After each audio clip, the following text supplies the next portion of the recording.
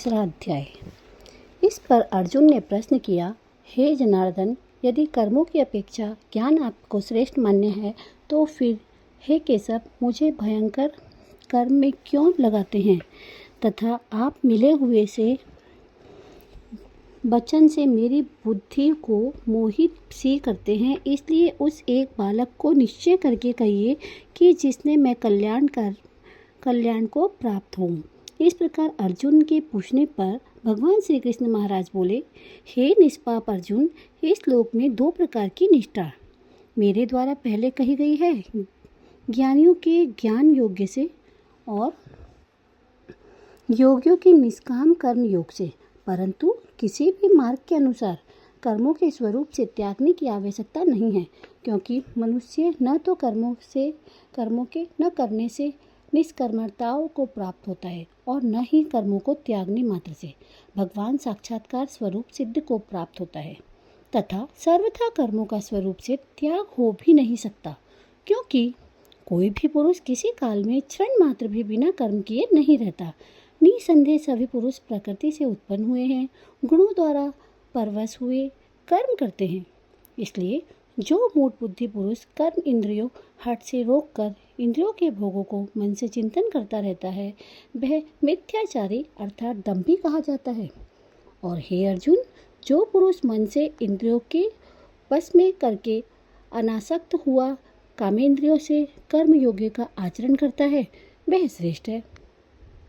इसलिए तो शस्त्र विधि से नियत किए हुए सर्वर्थ रूप कर्म को कर, क्योंकि कर्म न ही करने की अपेक्षा कर्म करना श्रेष्ठ है, तथा कर्म न करने से तेरा शरीर निर्वाह भी नहीं सिद्ध होगा। हे अर्जुन, बंधन के भय से कर्मों का त्याग करना योग्य नहीं है, क्योंकि यज्ञ अर्थात विष्णु के निमित्त किए हुए कर्म के सिवा अन्य कर्म से लगा हुआ ही यज्ञ मनुष्य कर्मों द्वारा बनता है। इसलिए हे अर्जुन, आसक्ति से रहित हुआ उस परमेश्वर के निमित्त कर्म का भली प्रकार से आचरण कर। कर्म न करने से तू पाप को भी प्राप्त होगा, क्योंकि प्रजापति ब्रह्मा ने कल्प के आदि से यज्ञ शक्ति प्रजा को रचकर कहा है कि इस यज्ञ द्वारा तुम लोग बुद्धि को प्राप्त होगी और यह यज्ञ तुम लोगों को इच्छित तथा तुम लोग इस यज्ञ द्वारा देवताओं की उत्पत्ति करो और वे देवलोगों को तुम लोगों की उत्पत्ति करें। इस प्रकार आप में आपस में कर्तव्य समझकर उन्नति करते हुए परम कल्याण को प्राप्त होगे, तथा यज्ञ द्वारा बढ़ाए हुए देवता लोग तुम्हारे लिए बिना मांगे ही प्रिय भोगों को देंगे। उनके द्वारा दिए हुए भोगों का जो पुनः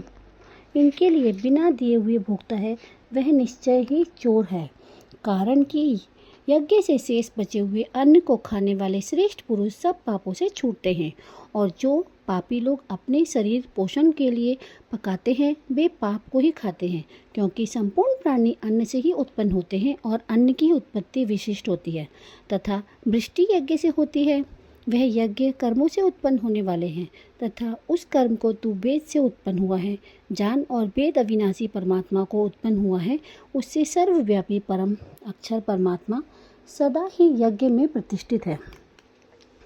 हे पार्थ, जो पुरुष इस लोक में इस प्रकार चला सारी प्रजा का हनन करूं अर्थात मरने वाला बनूं, इसलिए हे भारत,